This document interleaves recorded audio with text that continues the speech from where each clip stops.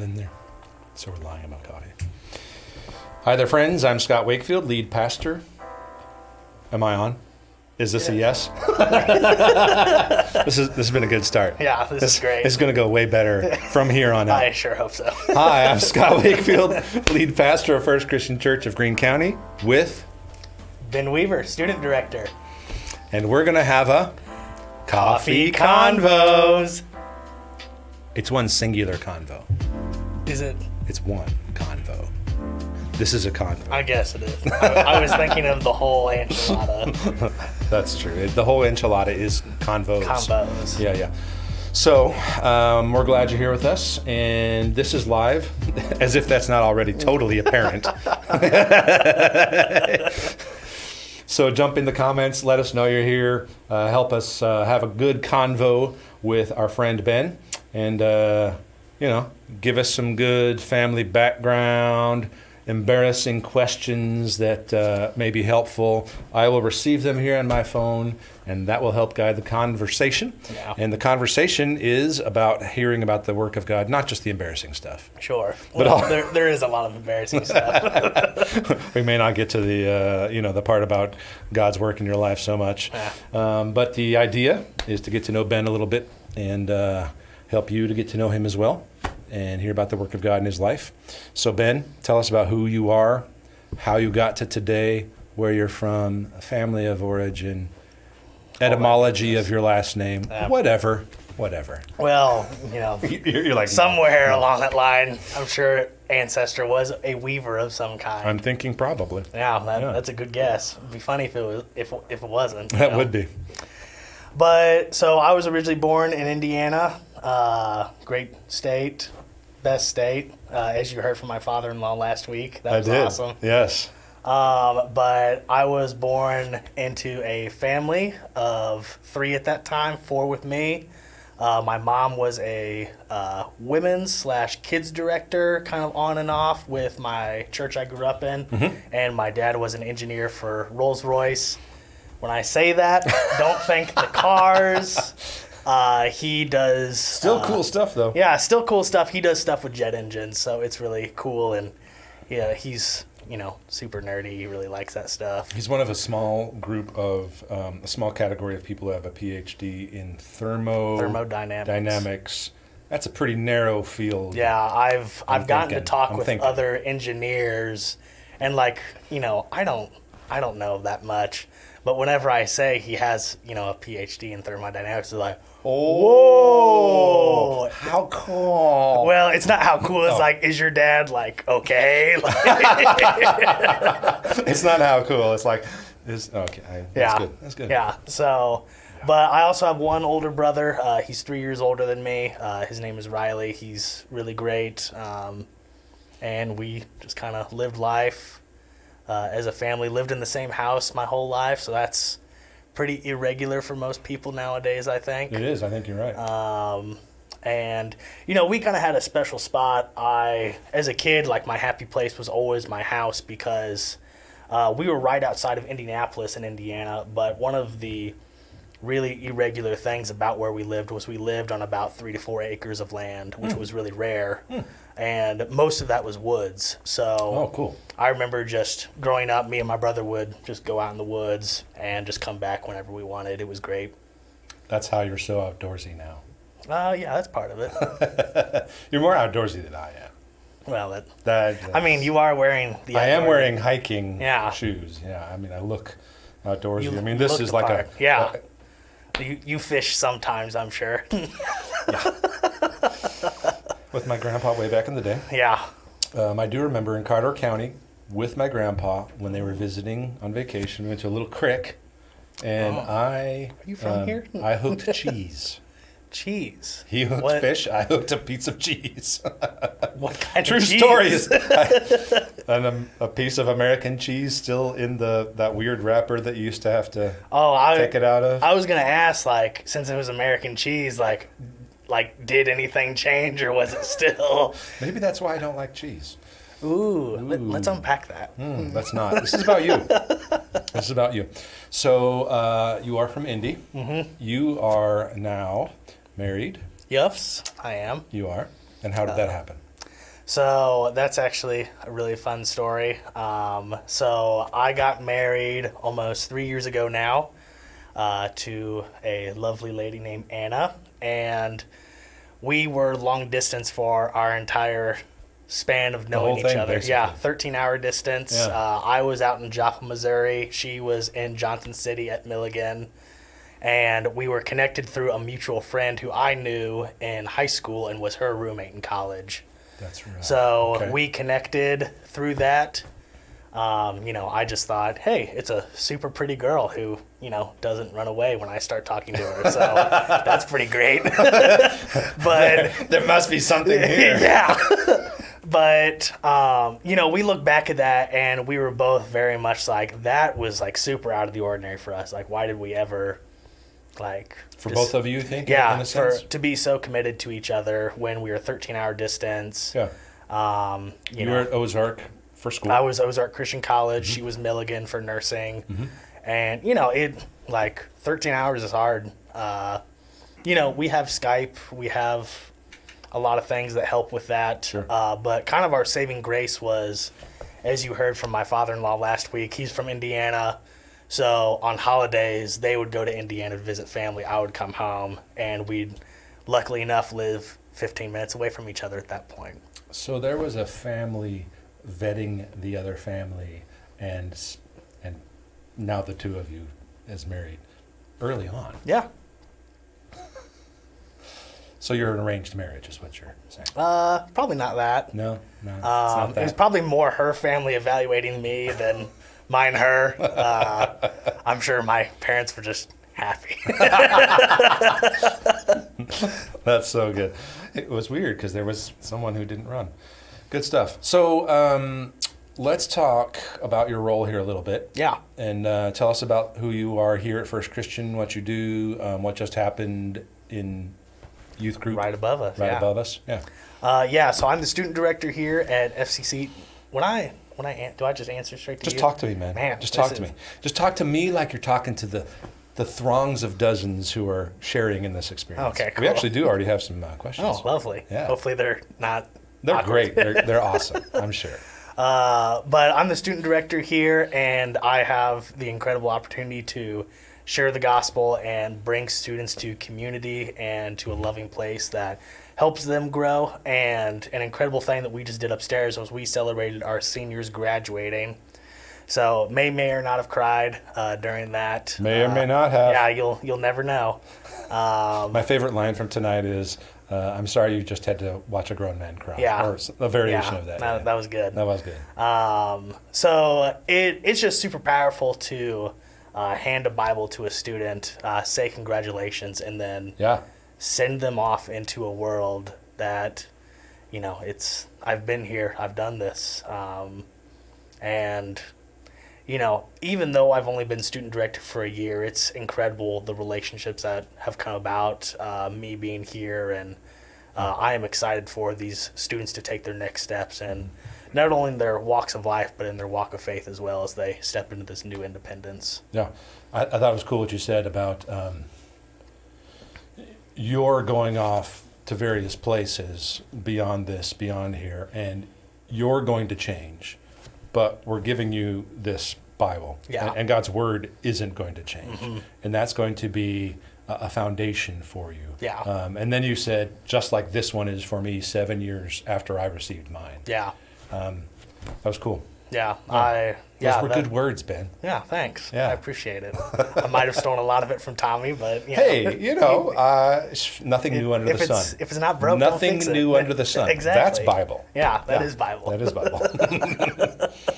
So, what do you think for you has been? And you've been on staff with us now 3 3 years, June 3rd. Yeah. 3 years, and you've been in student ministry now for 1 year. Mm-hmm. What's been one of your favorite parts about being in student ministry?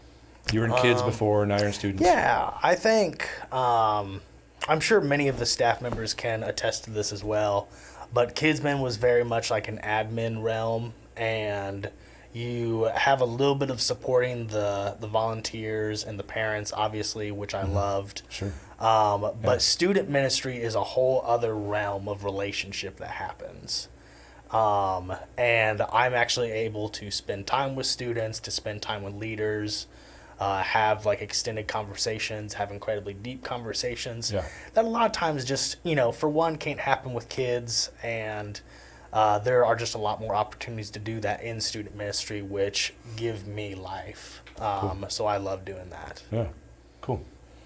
So it's about whether or not you get life from it. Yeah, that's what it's obviously. about. That's clearly what I'm just going to keep taking and taking, and that's how I'm going to live my life. So. That's awesome. You're so funny.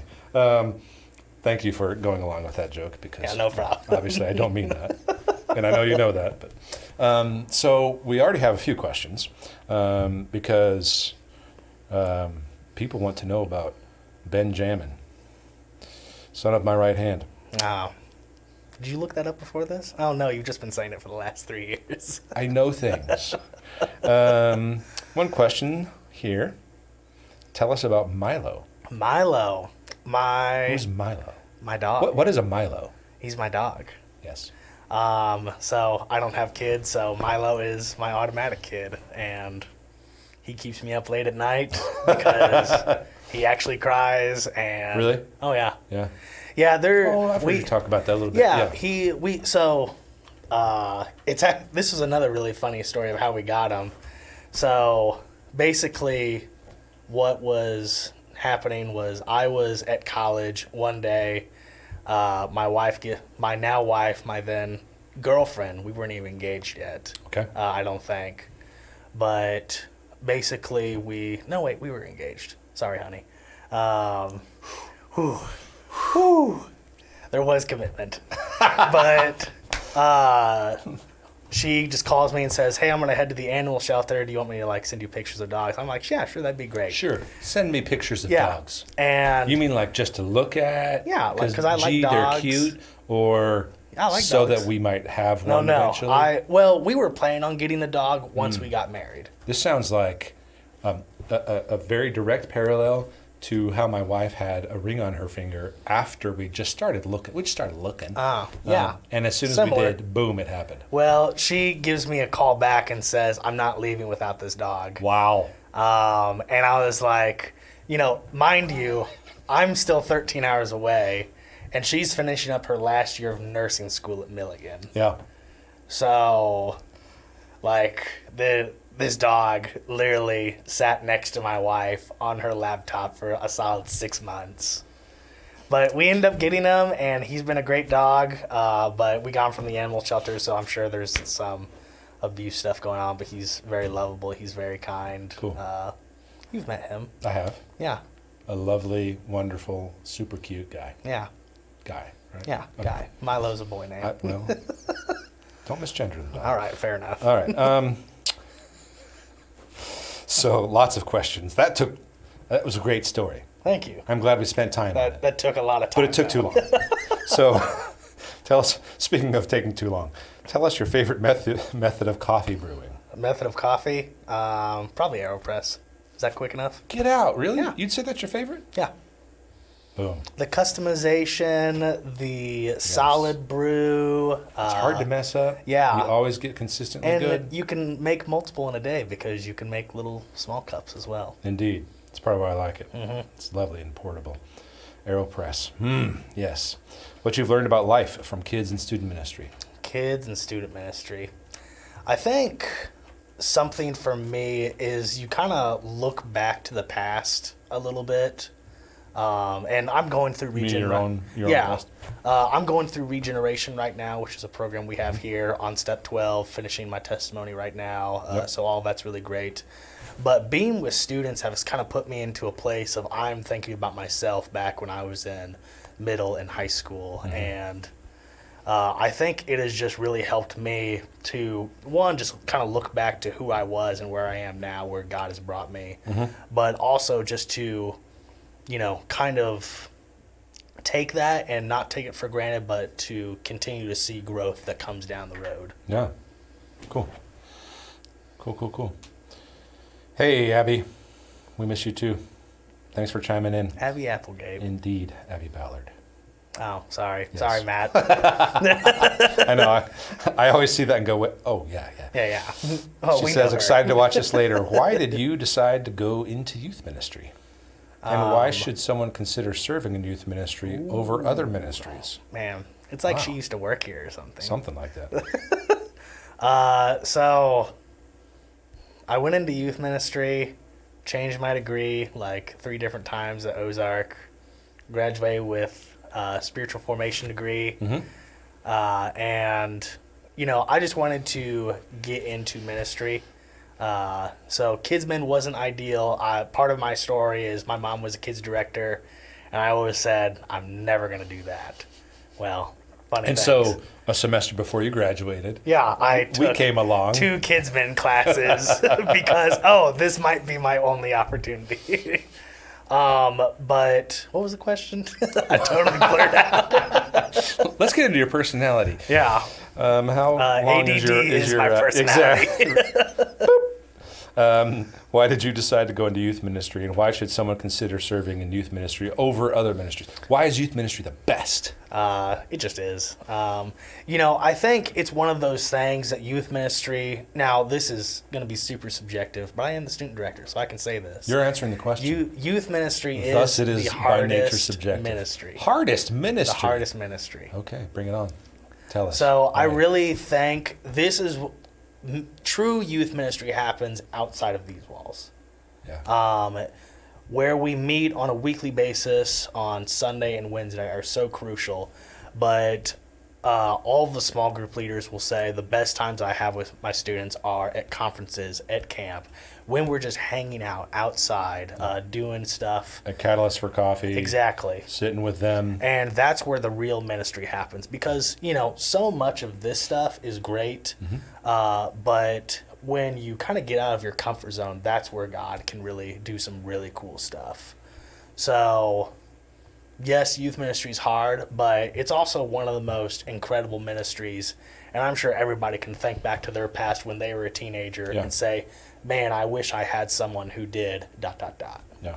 As I was listening to some of the seniors' testimonies tonight, I was struck again by how things are, in a lot of ways, very similar from generation to generation to generation. But in some ways they're not. And the things for kids nowadays, students, are different than they used to be. What do you see are some of the things that students are struggling with a lot right now? I think one of the big things is everything's just kind of like you said, nothing is new under the sun. Sin is sin. Yeah. Social media has taken this weird realm in students to where, it was something that you said earlier in a video that we were watching. Do you remember that video? I do. the might be the first Monday morning missive. We may never watch that video. Yeah, that's fine. Yeah. But you were talking about how it's a sad day and Christians will mourn when sin is kind of accepted and it's okay. And social media is this difficult thing where the church can use it for so many powerful things. Sure. But in the same turn, the enemy can use it for just as powerful things. And I think students are really kind of wrestling in between that because, I think the real difficult part is social media just makes so many boundaries that students look at and say, I want to be that. But when they can't or when they don't, just by things that might not even be in their control, it's very much an internal, I'm a failure. I can't do this. I'll never make it. It sets up impossible expectations. Exactly. And a lot of it's fake to begin with. So the impossible expectations are coming from a place that doesn't even exist. Yeah, I think it's hard for kids. The anxieties are constant. I was doing kind of a great questions thing for students 2 weeks ago, and I looked up the statistic on anxiety and depression, and 10 years ago, anxiety was 5% in teens, depression was 6%. Okay. Now anxiety is 36% and depression's 20%. Wow. So That's a huge increase. Yeah, it's a huge increase. And that's 10 years? Only in a decade. I've seen similar kinds of statistics like that Yeah. coming out in the last 5 to 15-ish years, yeah. Mental health stuff, depression, anxiety, a whole slew of associated things in ways that, I described some things to some older folks about the effects of, I'm looking here because I've got I got my phone close at hand, of course. This device has made there's a cottage industry of weird, sinful struggles that young people have that sound like a different planet to folks who didn't grow up with the internet. Yeah. Yeah, I was talking the other day about an issue with someone where they had chronicled on their device how their sin was manifesting itself and sharing that with others anonymously on social media through a fake account with a bunch of other people who put together fake accounts. And they're in this whole world of an anonymity, sharing how they chronicle their sin. And they talk about it with each other, and they make comments about that. I just was struck by how weird that sounds to people who aren't used to that. But that's kind of not too weird for young folks nowadays. Yeah, that's hard. Wow, we've gotten in deep. Yeah, this is good. You're so deep. Thank you. Come to Region on Monday nights. You can be deep like I am. Indeed. So, tell about the family waiting to meet you on our first date / first time seeing each other. Oh, geez. Who was that? What do you mean, who was that? Your wife asks, tell about the family waiting to meet you on our first date and first time. If you don't know, my wife's family is very large. My father-in-law, I think, has 5 siblings, maybe? I believe that's right. I think there's 6 of them. Like, and they all have kids. They don't have kids. They have throngs of kids, as you would say. The Weimer clan they are many. Yes, they are many. They are legion.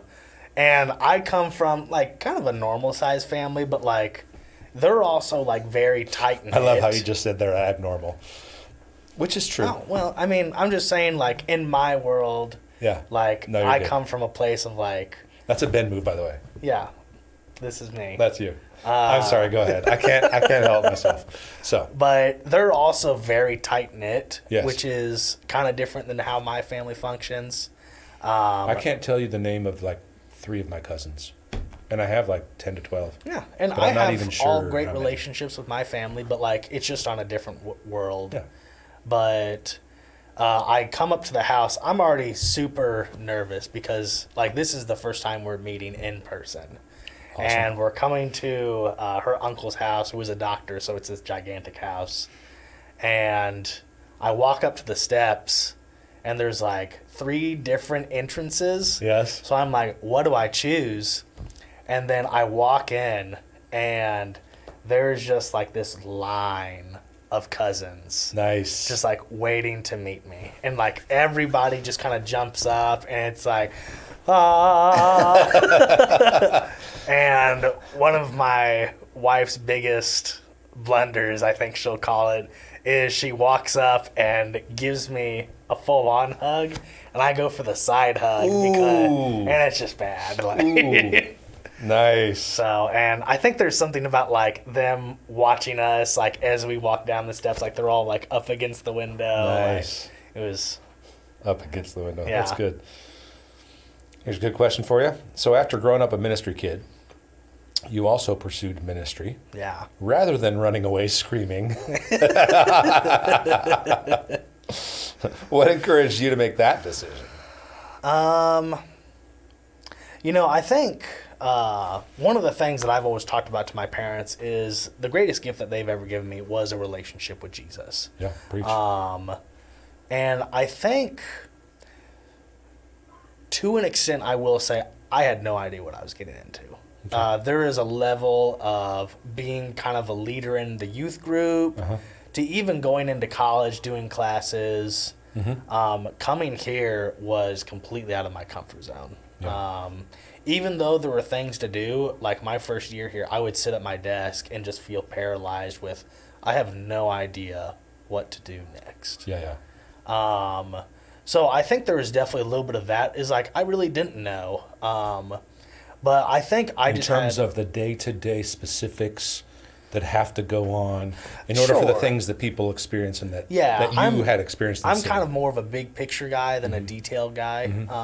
But I think just the thing that really stuck with me was I had joyful and supportive people in my life who were with the church. And the people that I knew who were joyful, content, were in the church. So obviously I wanted to do something with the church. I didn't have quite an idea of what. I always tell people, I saw my youth minister having so much fun, and I was like, I want to do that for the rest of my life. Yeah. Just because I wanted to have fun as a kid. Sure. So, how would you characterize the essential thing in that experience for you, looking back, that drew you to ministry instead of kept you from it? Sure. I think in some ways, like, I didn't really start to take my relationship with God seriously until I got to Bible college. Okay. I think it was very much I'll say kind of like a Saul's armor for David.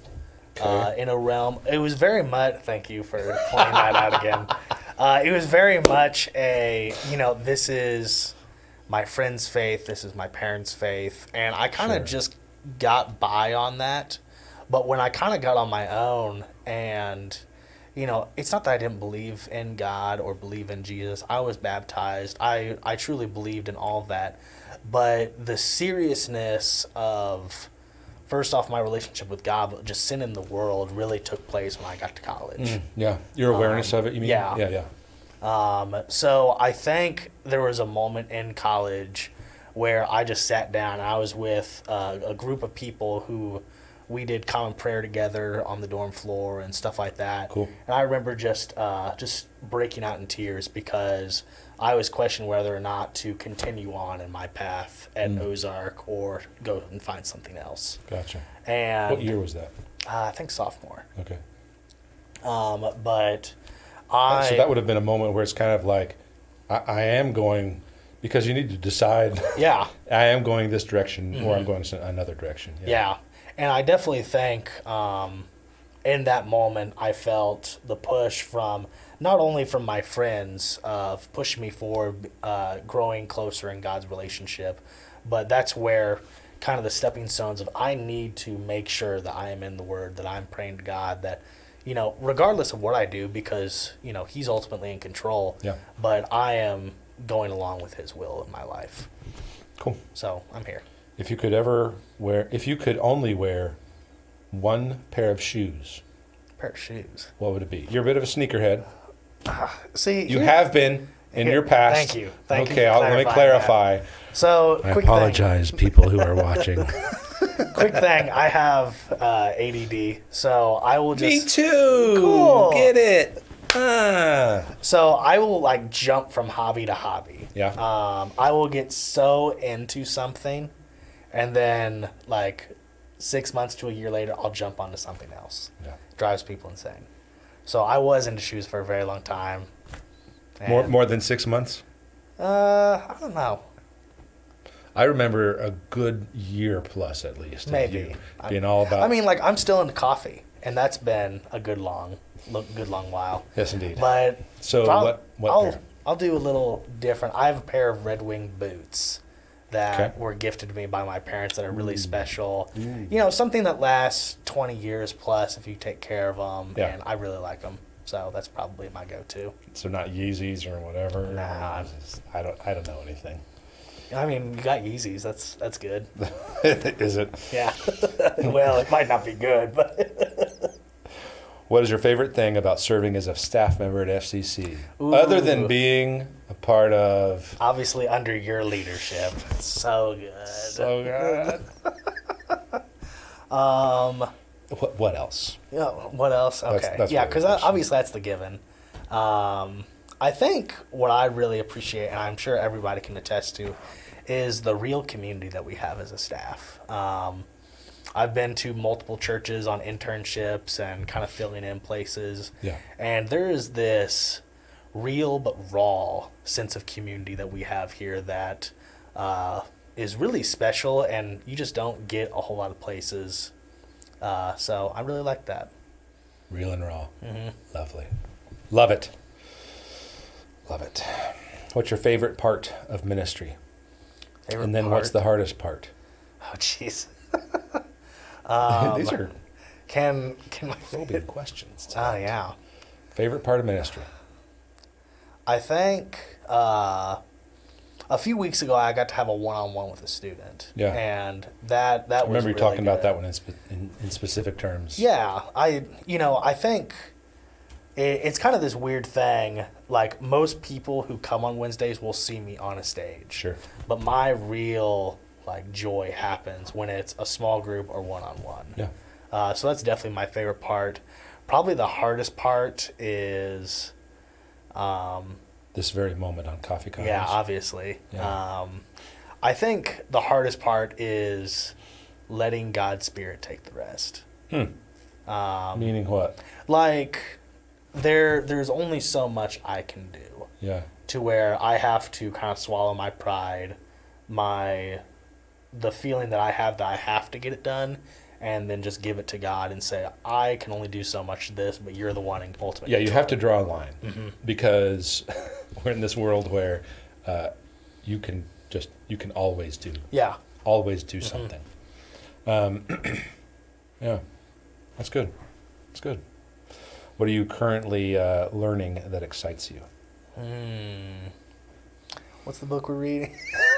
Oh, wow. What's the book we're reading as a staff for continuing education that you talk about every week on BBB&B? Finally Alive by John Piper is the current book. Yeah. Talks about regeneration. Uh-huh. The work of God in the heart. Yeah, I watched it. I'm up to date on all my stuff. Sure you are. And I'm a few chapters ahead of Nathan, too. So Ooh. take that, Nathan. Hey, that's just as long as you can, compare yourself to somebody else and feel good about it. Exactly. Great. Yeah. Exactly. So what are you currently learning that excites you? I think About whatevs. Ministry, whatevs. theology, life, marriage, I think, dog ownership. Yeah, probably not a whole lot Circle there. back around. I think if we're talking anything, I have been listening kind of on repeat this podcast on having friends in adulthood. Because if you're an adult, that's really hard to continue to have, and there's a lot of excuses that go on with that. And there's also this weird world of if you're in ministry, there's kind of this tension with people of I can't be my full self, or I just because of my role, there's already kind of a barrier in front of me between some people. So having friends You is mean difficult. from them to you, or you to them, or both? From them to me. I'm right. pretty open on whatever. Yeah. But they just kind of dive into this podcast on kind of what that looks like, and here are some ways that you can kind of do that. I get my energy from people, so I need to make sure that I am with people, because when I'm sad, unhappy, whatever, I will sink to a place where only I am. You need people. You want people around you. Yeah. Best part of that podcast was They started out with, what was Jesus' greatest miracle?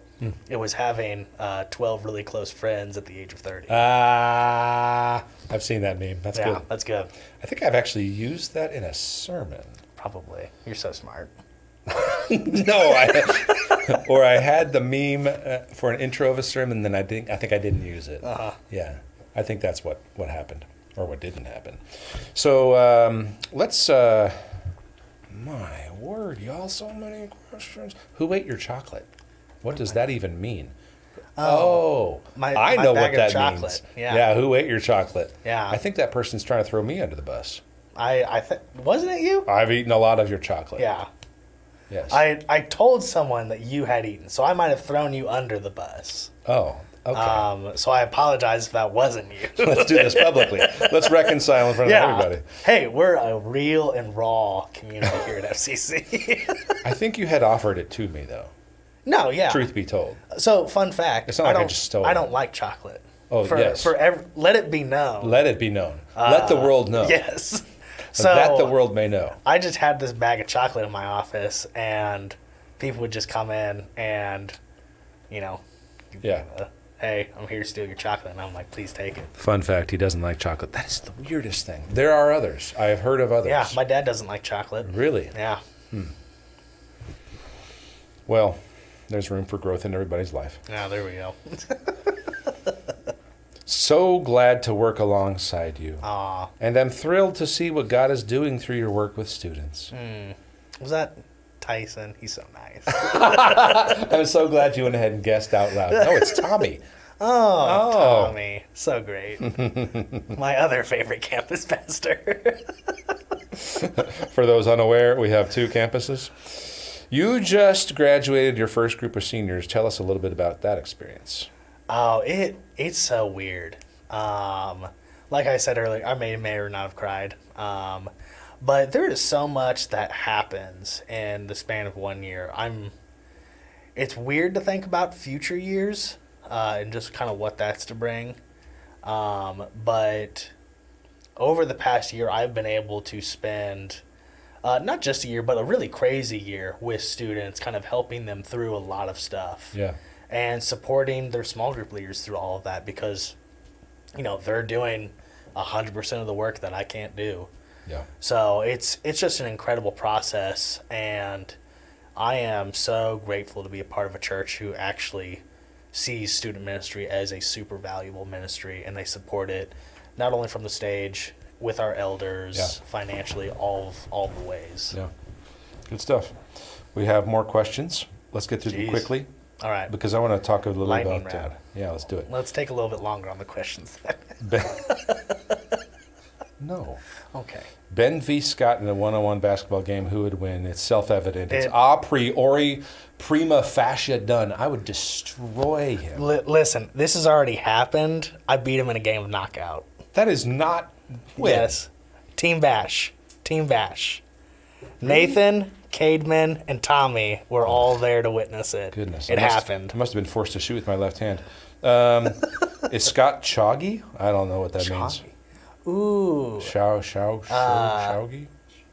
Cheggy? Is that? Chaugy. I Yeah, have no idea what Cheggy. that means. Should I not be saying that word out loud in public? So it's a new thing that, the younger generation is saying. It's kind of like anything that, if someone thinks it's cool but it's really not cool, it's Cheggy. Chaggy? Yeah. Or Chuggy, is that? I don't know. Chuggy. Something. I don't know. What's it like trying to keep up with and care for students in a world of TikTok and new trends every month? When I was in youth ministry, kind of the thing was said of you kind of need to change your structure every 5 to 7 years. Now there are some people who are saying you need to change it every 2 to 3 months. That's just because of how quickly people are easy just to move on to the next thing and not even think about it. Yeah. So it's hard, you have some students who will be here no matter what. But it is hard to reach out into a community of students who don't have the capacity to pay attention for that long. and to really kind of dive into something. And they've been living a life of busyness from day Yes. one. Many of them, not all of them, but many of them. Yeah. Yeah. So it's just kind of hard to reach out to someone and to pull them in and keep them pulled in. Yeah. I think we're seeing similar difficulties with adults. Just curious, what were you thinking when we interviewed you as a huge panel? A huge panel. It was weird for sure. How many were there? It was I think the first one was just you, just elders and campus Tommy, pastors. and the elders. Okay. Well, it was right. before Tyson, so it wasn't Okay. any campus pastors yet. Right, yeah. But Tommy would be the guy directly over me, you, and then I think we maybe had 4 of the elders there. It was weird. That's the first experience I had of like, oh, this is like a real and raw community. Yes, it was. Yeah, it was. We're not going to go into that, but No, we don't need to. but we yeah, I mean, got into life. Yeah. Yeah. So, you know, I think it was intimidating for sure. Is that what other words would you use? Scary. Fearful. Dreadful. There you go. Just keep going. I got to burn some time. That's awesome. So tell us something about you most people don't likely know. I already gave the chocolate thing. Come on, man. Give us something else. There's not much. Motorcycles. Oh, yeah. I'm kind of into like anything with an engine. That all started, my grandpa owned a Chevy business for the longest time. Cool. In Bicknell, Indiana. So never hear of it, never hear of it again. But I just remember kind of getting a connection to that, sitting in a yellow Corvette with my grandpa when I was like a super young age. Dude. And it was just like, this is just super cool. And, you know, kind of as I've grown up, you know, engines are easy to understand, people aren't. So it's just, you know. I believe the exact opposite personally. I mean, Never touched an engine. That's Don't fine. really want to. yeah. No, that's cool. What do you think makes for a good leader? Oh, jeez. You thought we were almost done. Yeah, I did. Not quite. I think first things first is just the willingness to learn. Okay.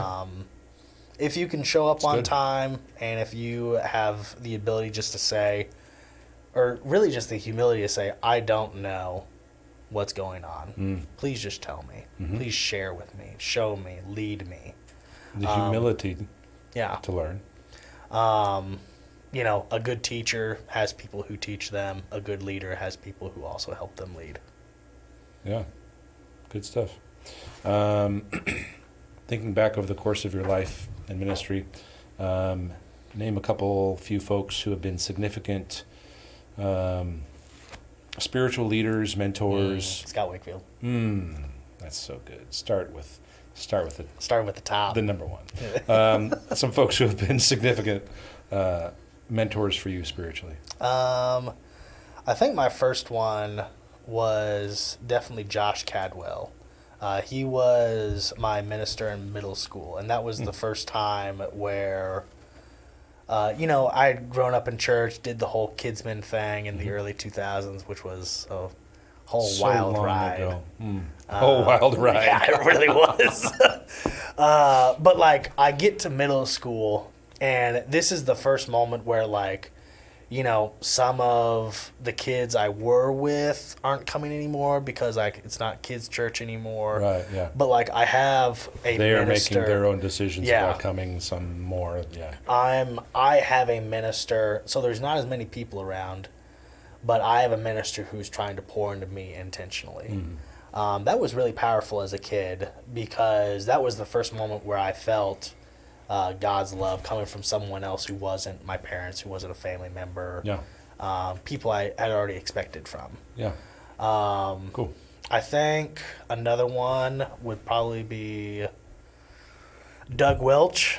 Okay. Was someone in college, a very close professor of mine, was kind of the leader over the program that I was through. But me and him just clicked on a lot of things, and he was one to kind of push me through college and be there when I needed them. And You know, Doug and I spoke on the phone about you. ooh, shout out to Doug for giving the good word. I ended with, well, we'll take a chance on him. Yeah, that No, sounds that about is right. not how it went. Not even remotely. I think the last one would be, her name is Peggy Howman, and some people might know Peggy. Apparently, she is a pretty big name all over the U.S. Boom. At least I hear people and like, oh, you know Peggy. Oh, you know Peggy? Yeah. Cool. So Miss Peggy has known me since I was born. Those of you, this is the first thing we connect on. I was a miracle baby. I almost died when I was born. Yes. So from the moment of praying for me while I was being born, like until now, she's known me my entire life. I will still hear from my mom that Miss Peggy wants me to tell you that she's praying for you. Nice. And she has just been one of those people in the faith that I can always count on. She is supporting me behind closed and open doors. Yeah, cool. Good stuff. Good stuff. So, what's a difficult challenge in life you've had to overcome, and how has it made you stronger? Let's end on some good stuff here. We've only got a few minutes left. Yeah. Let's go. Maybe I should just cry for the rest. I think that's a great idea. I think you should. What's a difficult challenge in life you've had to overcome, and how to make you stronger? So You're like, yeah, I got it. Stop talking. That's not what I was saying. Just putting pressure on me with the time. I think for me, I grew up in a family that was very much like pull yourself up by your bootstraps. There was a pride in being a weaver, and all of that's good and fine, but it kind of got to me at a level of, when I came here, I found it difficult to ask for help when I really needed it. Because for me, I felt like I was doing something wrong or I was abusing the church's money if they were paying me and I had to ask someone for help or recruit someone to do my job that I'm supposed to do. Right. So it's that really weird balance. I had to kind of die to my pride and die to myself in a lot of ways for really God's Spirit to open up in my eyes of like, oh, this is the mission. Yeah. The mission isn't for Ben Weaver to do everything. The mission is for Ben Weaver to be at peace and bringing others along and being able to push them up to growing in more of who God wants them to be. So good. And how do you think that's made you stronger and equipped you for where you are now and for future ministry, marriage? Sure. Yeah. I think, I'm not done with it yet. I'm still obviously struggling. And that's probably something I will wrestle with because that is, 20 years of foundational learning. Sure.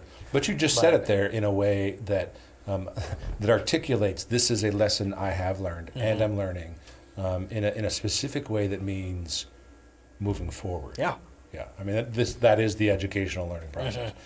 So how's it helping you now, and do you see in the future, do you think, for you? Yeah, I think, first, it just helps me. It is a level of peace of mind that I can have. It's further trust in God and the mission of what's going on, that I don't have to be kind of the key to everything.